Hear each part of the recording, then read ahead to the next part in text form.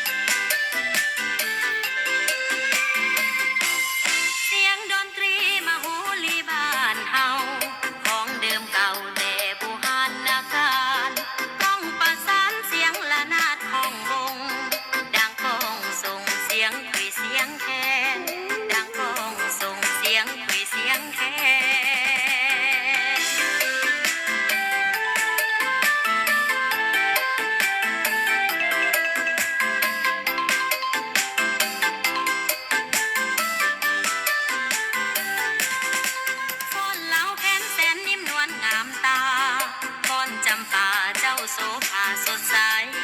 อยู่แดนใดหัวใจบ่ลืมแสนซาบซึ้งดังเสียงกล่อมแม่เอ๋ยแสนซาบซึ้งดังเสียงกล่อมแม่เอ๋ย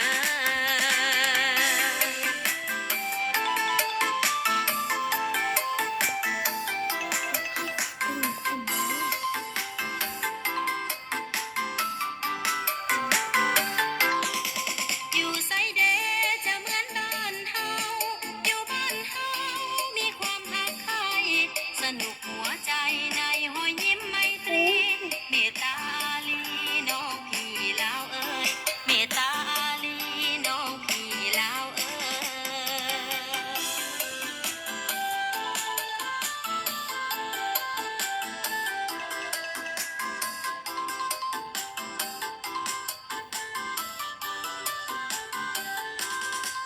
จะอยู่ไสอยู่ใกล้หรือไกลอยู่แดนใดยังคิดฮอดบ้านเฮาเสียงแค้นเจ้าลาวเอ่ยก้าวไปเอาห่วมใจลาวเข้าเหนียวเสียงแคนเอาห่วมใจลาวเข้าเหนียวเสียงแคน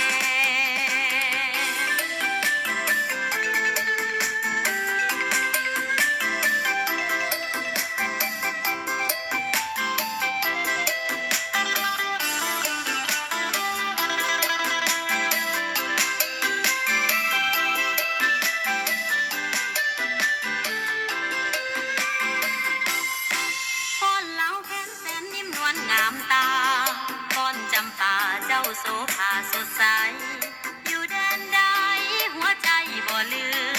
แสนซาบซึ้งดังเสียงกล่อมแม่เอ๋ยแสนซาบซึ้งดังเสียงกล่อมแม่เอ๋ย อยู่ไสเดจะเหมือนบ้านเฮาอยู่บ้านเฮามีความรักใคร่สนุกหัวใจในหอยยิ้มไมตรี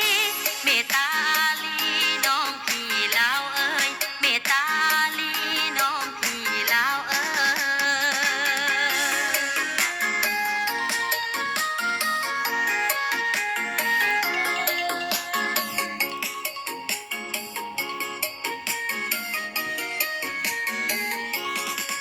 จะอยู่ไสอยู่ใกล้หรือไกลอยู่แดนใดยังคิดฮอดบ้านเฮาเสียงแค้นเจ้าลาวเอ่ยก้าวไปเอาห่วมใจลาวเข้าเหนียวเสียงแคนเอาห่วมใจลาวเข้าเหนียวเสียงแคน